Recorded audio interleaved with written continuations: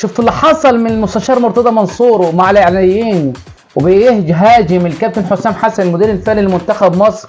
الكابتن حسام حسن كان بيهاجموا المستشار مرتضى منصور وبيقول ايه الانجاز اللي عمله الكابتن حسام حسن لمنتخب مصر في دور 16. بيقول لك هو السبب في خروج منتخب مصر من دور 16 بسبب تغييراته، منتخب مصر بسبب تغييراته السيئه وما عرفش يدير اللقاء. بيقول لك مدرب المنتخب المصري على كلام المستشار مرتضى منصور اللي هو بتاع لقطه وبتاع منظره ولقطه، بيقول لك هو السبب في خروج المنتخب المصري وكل حاجه يتكلم عليها التحكيم السبب. بيقول لك التحكيم مش هو اللي زي منتخب مصر، تغييراته هي السيئه وادارته السيئه للمباراه هي اللي خلت منتخب مصر يطلع من دور 16 من كاس العالم بعد ما كان متقدم للدقيقه 78 وكان فاز على الارجنتين 2-0 بسبب اخطائه الاداريه لاداره المباراه هو اللي خرج من منتخب مصر. وكابتن عصام الحضري برضه، كابتن عصام من حارس منتخب مصر افضل حارس في تاريخ مصر، كابتن عصام الحضري كان بيهاجم برضه المنتخب، بيهاجم الكابتن حسام حسن بيقول له لو انت مدرب كويس كنت خدت البطوله اللي عدت بتاعت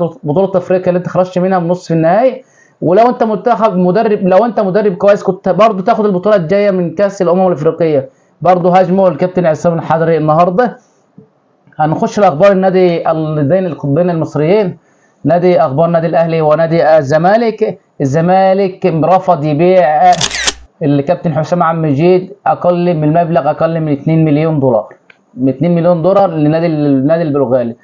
الزمالك مش هيوافق غير باقل من 2 مليون دولار لبيع الكابتن حسام عبد المجيد الى النادي البرتغالي في عرض خيالي جاي من النادي الاسكتلندي، نادي سيتي، النادي الاسكتلندي سيلتيك الاسكتلندي للكابتن امام عاشور اللي هو ينتقل له، بس لسه العرض لسه جه واداره الاهلي لسه بتناقش العرض لرحيل الكابتن امام عاشور الى سيلتيك الاسكتلندي. والزمالك بيصعد 5 لعيبه عشان يحل مشكله القيد الى الفريق الاول. الزمالك بيصعد 5 لعيبه للفريق من الدور للفريق الاول عشان يحل مشكله القيد. الكابتن ابراهيم صلاح هيستمر مع المدير الفني الجديد اللي هيفضل يعني محتمد جمال او مش محتمد جمال. الكابتن ابراهيم صلاح هيفضل مع المدرب الجديد.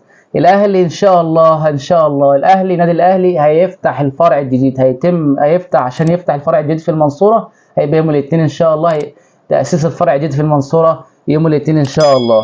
دي كل الاخبار اللي معانا النهارده. ما تنساش تعمل لقناه احمد عياد لايك واشتراك ليصلك كل ما جديد، ما تنساش اشتراك وتصلي على رسول الله في كومنت، صلى على حضره رسول الله في كومنت.